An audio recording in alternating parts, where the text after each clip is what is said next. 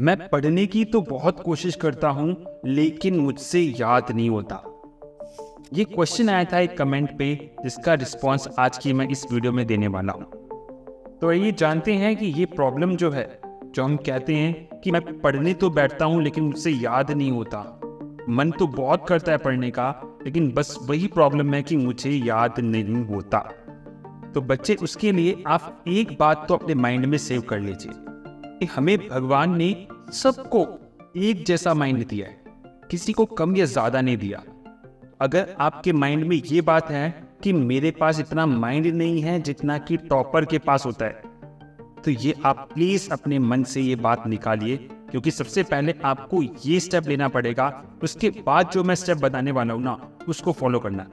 उसमें सबसे पहली जो चीज होती है ना, जिसकी वजह से हम जो याद करते हैं वो याद नहीं होता, उसके लिए आपको रेगुलर बेस पर मेडिटेशन करना होगा। जी हाँ, ये सिर्फ 1 या 2 दिन का प्रोसेस नहीं है। मेडिटेशन आपको फोकस्ड बनाती है।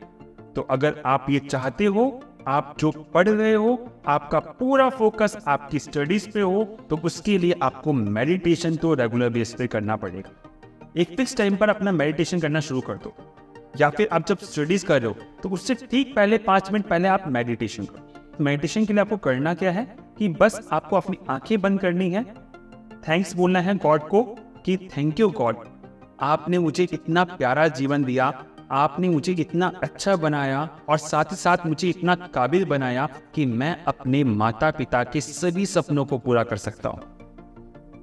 ये बातें आपको डेली बोलनी हैं और साथ ही साथ just focus on that point. बस इस पॉइंट पे आपको फोकस करना है आंखें बंद करके, और 5 से 10 मिनट तक आपको कम से कम मेडिटेशन की प्रैक्टिस करनी है।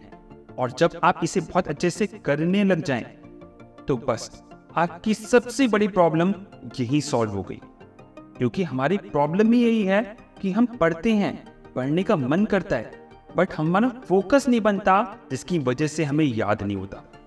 हमें कोई भी चीज कब याद रहती है?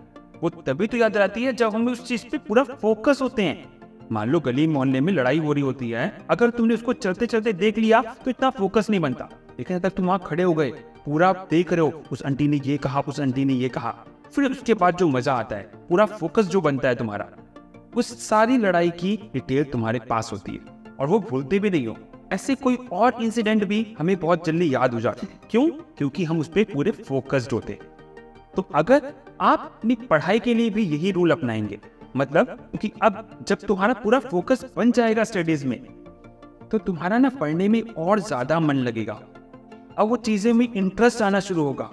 जब चीजों में इंटरेस्ट आएगा तो तुम्हें वो याद रहने लग जाएंगी। क्योंकि तुम क्या करोगे कि जब भी खाली बैठोगे, तुम्हारा माइंड रिवाइंड करेगा उन सारे टॉपिक्स को, और यही चीजें तो याद कराती है। क्योंकि एक बार पढ़ने से कोई चीज याद नहीं होती, उसको बार बार रिकॉल करना पड़ता है। आप एक बार पढ़कर सोचे मुझे याद हो गया है, वो उस टाइम तो याद रहेगा, लेकिन आप 2 दिन बाद, 1 हफ्ते बाद उसे भूल जाएंगे। तो प्रोसेस क्या होता है कि आप आज याद करें, फिर 1 हफ्ते बाद उसे फिर से रिवाइज करें, और फिर 10 दिन बाद फिर से रिवाइज करें। जब इस तरह से आप पूरा प्रोसेस फॉलो करेंगे ना, तो आपको कोई भी चीज लंबे समय तक याद रहेगी। तो हमें क्या पता चली अपनी कमी? कि हमारा इंटरेस्ट नहीं है, फोकस नहीं है।